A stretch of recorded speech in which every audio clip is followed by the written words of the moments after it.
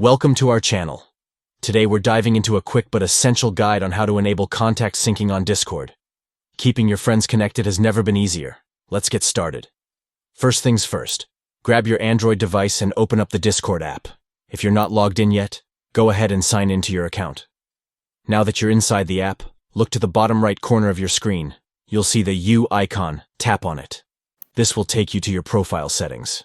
Next, you'll want to access the settings menu. To do this, just tap the gear icon located at the top right corner of your screen.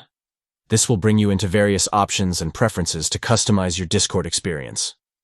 Once you're in the settings, scroll down a bit until you find the section labeled Privacy and Safety. Tap on it to open up your privacy settings. Now, here's the important part. Look for the option that says Find Your Friends. Under that section, you'll see a toggle for Sync Contacts.